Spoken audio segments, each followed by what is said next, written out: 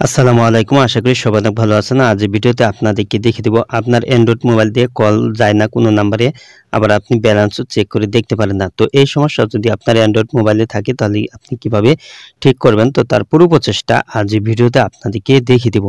So ভিডিওটি continue শেষ পর্যন্ত দেখতে থাকুন। তো আপনার অ্যান্ড্রয়েড মোবাইলে কল আসে কিন্তু কল যায় না, আপনি ব্যালেন্সও চেক করে দেখতে পারেন না। তো আমি এখন আপনাদেরকে দেখিয়ে দিচ্ছি প্রমাণটা।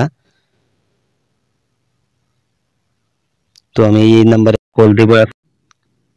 তো দেখতে পাচ্ছেন কল ইন অটোমেটিকলি কিন্তু কলটি কিন্তু কেটে গিয়েছে।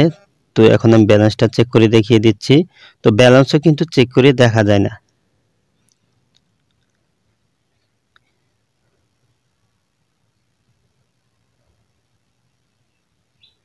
তো দেখতে পাচ্ছেন connection problem or invalid MMI code. তো দেখতে পাচ্ছেন এই সমস্যা।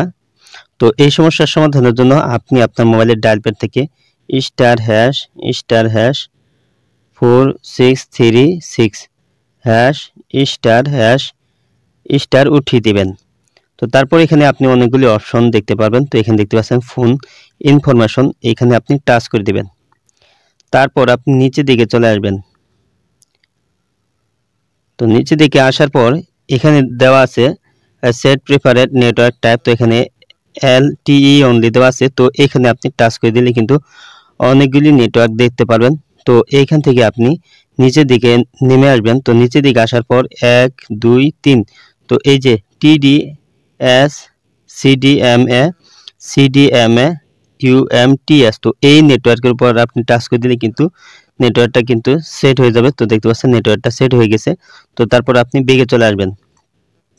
তো এখন কিন্তু আপনি যে কোন নাম্বারে কল করতে পারবেন। তো কল কিন্তু অটোমেটিক কেটে যাবে না। তো আমি এখন ব্যালেন্স চেক করে আপনাদেরকে দেখিয়ে দিচ্ছি।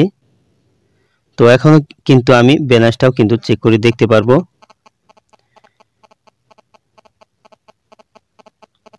তো দেখতে পাচ্ছেন আমার এখানে কিন্তু ব্যালেন্সটা কিন্তু দেখাচ্ছে। তো আমি এখন কিন্তু চাইলে কিন্তু কলও করে আমি কল করতে পারবো। তো কলটা এখন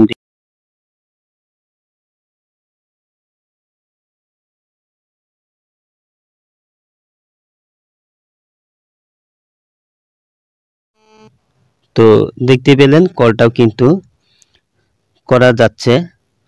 তো এভাবেই কিন্তু আপনি আপনার মোবাইলে দিয়ে যদি কল যদি না যায়, অটোমেটিক কেটে যায়, ব্যালেন্স যদি চেক করতে না পারেন, তো এই সেটিং করলে কিন্তু আপনার মোবাইলে কিন্তু সমস্যাটা থাকবে না।